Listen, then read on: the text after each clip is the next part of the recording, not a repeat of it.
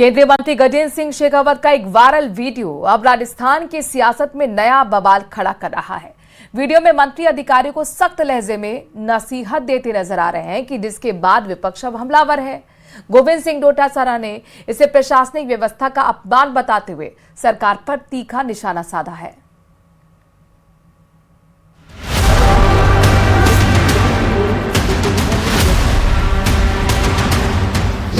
मंत्री का वायरल बयान, सियासत में तूफान, अधिकारियों को चेतावनी या सिस्टम पर दबाव, डोटासरा का पलटवार, सरकार पर सवाल। लेकिन मैं आपकी जिंदगी और नौकरी दोनों खराब कर सकता। आपकी नौकरी खराब करने में मुझे एक कागज लिखने की भी जरूरत नहीं पड़ती, टेलीफोन में हो जाएगी आपकी नौकरी खराब। केंद्रीय मंत्री गजेंद्र सिंह शेखावत का ये वीडियो वायरल होने के बाद अब प्रदेश की सियासत गर्मा गई है। विपक्ष इसे मुद्दा बनाकर घेरने में जुटा है। पीसीसी चीफ ने इस मुद्दे पर कड़ी प्रतिक्रिया दी है। उन्होंने क्या कहा, ये जानने से पहले केंद्रीय मंत्री का वायरल हो रहा बयान सुनिए। और आप उसका कुछ बिगाड़ नहीं सकते, मेरे कार्यकर्ता कुछ नहीं बिगाड़ सकोगे। 2 दिन उसका काम छोटी कर दोगे, उसको रिस्पॉन्स नहीं करोगे। लेकिन मैं आपकी जिंदगी और नौकरी दोनों खराब कर सकता। आपकी नौकरी खराब करने में मुझे एक कागज लिखने की भी जरूरत नहीं पड़ती, टेलीफोन में हो जाएगी आपकी नौकरी खराब। और अभी 20 साल तक तो मैं यही हूं, कहीं जाने वाला नहीं हूं। 20 साल तक आई मेक श्योर की कहीं 20 साल तक मैं जो है अपना घर द्वार देखना बंद करा सकूं। ये किसी की भी, कोई भी, मैं इंडिविजुअल को नहीं कहता, मतलब सबको कहता हूं। इंडिविजुअल को नहीं कहता, सबको कहता हूं। गजेंद्र सिंह शेखावत का ये वीडियो फलोदी के बापीड़ी गांव में आयोजित जन सुनवाई कार्यक्रम का बताया जा रहा है, जहां मंत्री शेखावत ने अधिकारियों को सख्त लहजे में नसीहत देते हुए कहा कि अगर कार्यकर्ताओं से बदतमीजी की गई तो वो बर्दाश्त नहीं करेंगे। इस बयान के वायरल होने के बाद कांग्रेस प्रदेश अध्यक्ष गोविंद सिंह डोटासरा ने कई सवाल उठाए। उन्होंने कहा कि ये केवल एक अधिकारी का अपमान नहीं बल्कि पूरे प्रशासनिक ढांचे का अपमान है।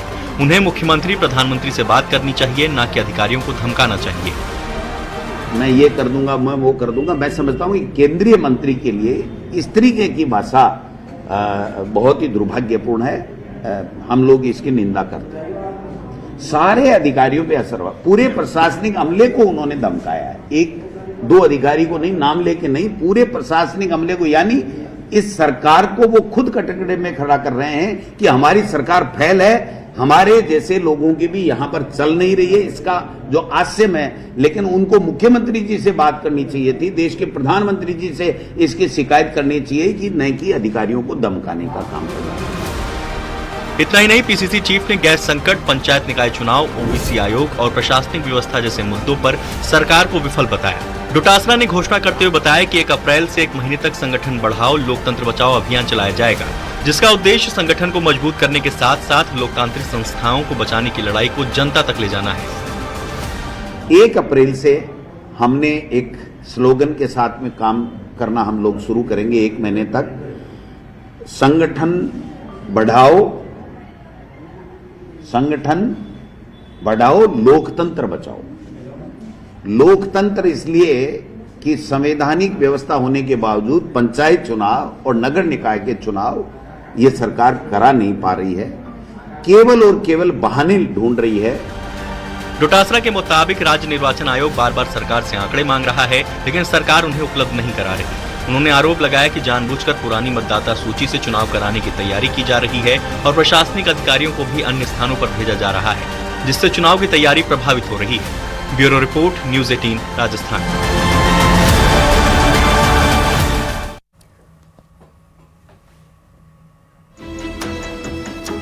और इस बीच राजनीतिक जगत से एक बड़ी खबर आ रही है। दरअसल जोगाराम पटेल ने गहलोत पर पलटवार किया है। कहने हैं कि कांग्रेस ने युवाओं को रोजगार के लिए इंतजार कराया। पेपर लीक, भर्ती घोटाले को लेकर भी सवाल उठाए गए हैं। विधायकों को होटल में रखने के आरोपों को दोहराते नजर आए हैं जोगाराम पटेल। साथ ही उन्होंने नसीहत दी कि गहलोत को इस तरह की बयानबाजी से बचना चाहिए। आज राजस्थान के पूर्व मुख्यमंत्री माननीय अशोक गहलोत जी ने इंतजार शास्त्र के नाम से भ्रम फैलाने वाला वक्तव्य दिया। मेरा उनसे निवेदन है कि भ्रम फैलाने वाले व्यक्ति देने से पहले इस बात को गौर करें कि आपके राज्य में युवाओं को रोजगार के लिए आपने कितना इंतजार करवाया। युवाओं को रोजगार नहीं देकर के आपने उनके साथ किस तरह से धोखा किया। पेपर लीक कराओगे, उनके अरमानों के साथ किस तरह से आपने एक अपराधग्रस्त कार्य किया। आपने किसानों को ऋण माफी का कहकर के कितना इंतजार करवाया, एमएलए को होटलों में बंद करके जनता को उनसे मिलने का कितना इंतजार करवाया, और माताओं बहनों बेरोजगारों को आपने विकास के नाम पर से कितना इंतजार करवाया। ऐसी स्थिति में जो हमारी सरकार ऐतिहासिक कार्य कर रही है, तीनों बजट ऐतिहासिक लाए, उसकी क्रियान्वित धरातल पर उतर रही है, राइजिंग राजस्थान है, बेरोजगारों को रोजगार मिल रहा है। ऐसी स्थिति में माननीय अशोक गहलोत जी इस तरह से भ्रम फैलाने वाले वक्तव्य नहीं दें। उनके अनुभव का हम लाभ लेना चाहते हैं, पर वो अपनी पार्टी में अंतर्कलह से गूंज करके ऐसे सुर्खियों में रहने के बयान देते हैं, जिसकी हम भर्त्सना करते हैं। धन्यवाद। सीकर का एक वीडियो सोशल मीडिया पर तेजी से वायरल हो रहा है, जिस पर जमकर सियासत भी हो रही है। दरअसल यूडीएच मंत्री झावर सिंह खर्रा के स्वागत कार्यक्रम के दौरान एक कर्मचारी ने अपने तबादले का मुद्दा उठाया, साथ ही पैसे देने का आरोप भी लगाया। इसका वीडियो सोशल मीडिया पर वायरल है। हालांकि न्यूज 18 इस वीडियो की पुष्टि नहीं करता है। वो एक ट्रांसफर है हमारे घर को, ट्रांसफर है, देखो बीजेपी को मूल कार्यकर्ता है आज बरसात। 2 बार तो राम प्रसाद जी बेटे बन भी दे दिया, पैसा भी दे दिया, से कर दिया, फिर ही नहीं हो रहा। और खुद हरेट को पेशेंट और माँ है ने बाकी हरेट की पेशेंट है, लेकिन ये है कि खुद दवाई लेना होना तो भी 2 महीना अब डॉक्टर 15 दिन बुला, फिर भी जनसंख्या टाइम से है कब तक शेला ही नहीं मिला। क्या शिक्षा विभाग में नहीं, चिकित्सा विभाग में खुद की भी हालत है। वो एक ट्रांसफर है हमारे घर को, ट्रांसफर है, देखो बीजेपी को मूल कार्यकर्ता है आज बरसात। 2 बार तो राम। अगली खबर अलवर से है, जहां पर वन राज्य मंत्री संजय शर्मा ठेकड़ा गांव पहुंचे, जहां उन्होंने भैरू बाबा के स्थान पर आयोजित विशाल मेले में मुख्य अतिथि के रूप में शिरकत की। इस दौरान उन्होंने ग्रामीणों को संबोधित किया। सड़क की मांग पर उन्होंने मजाक में कहा कि वन विभाग से टाइगर और सांप बिच्छू भिजवा सकते हैं, जिस पर लोग हंस पड़े। बाद में उन्होंने सड़क बनाने का आश्वासन भी दिया।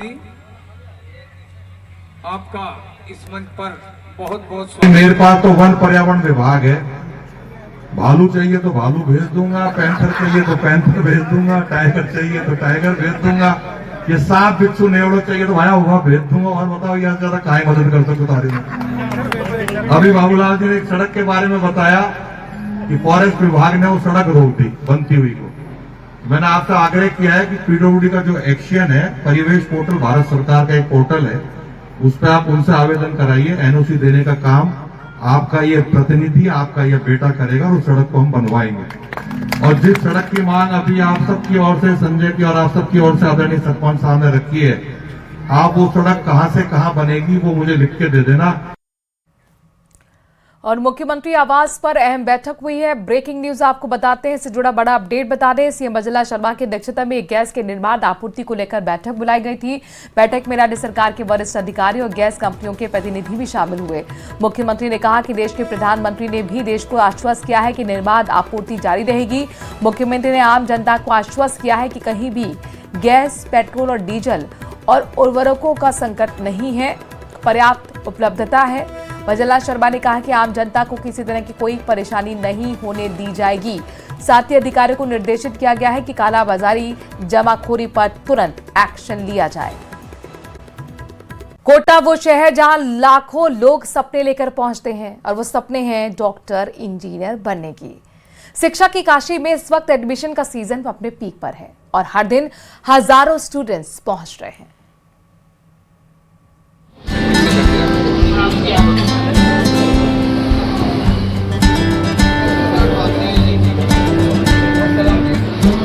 अगर डॉक्टर बनना है तो कोटा, अगर इंजीनियर बनना है तो कोटा, यानी सपनों को हकीकत में बदलने का दूसरा नाम कोटा बन गया है। नए कोचिंग सेशन की शुरुआत के साथ ही एक बार फिर कोटा की गलियां छात्रों से गुलजार हो चुकी हैं। देश के हर कोने से स्टूडेंट माता पिता के साथ यहाँ पहुंच रहे हैं ताकि आईआईटी और मेडिकल जैसी बड़ी परीक्षाओं की तैयारी कर सकें। कोटा में हर साल करीब 2 से 2.5 लाख स्टूडेंट मेडिकल, इंजीनियरिंग और अन्य प्रतियोगी परीक्षाओं की तैयारी के लिए आते हैं। इस साल भी एडमिशन का आंकड़ा तेजी से बढ़ रहा है और अभी तो सीबीएसई और आरपीएससी के रिजल्ट आने बाकी है, यानी आने वाले दिनों में ये संख्या और ज्यादा बढ़ने वाली है। तो पेरेंट्स और बच्चे एक बात को जरूर जानते हैं, मेडिकल में जाना हो चाहे आईआईटी में जाना हो, दोनों में जाना आसान नहीं है। बिना तैयारी के इन कॉलेजेस में पहुंचना मुश्किल है। इन एग्जाम्स की तैयारी जरूर करनी होती है।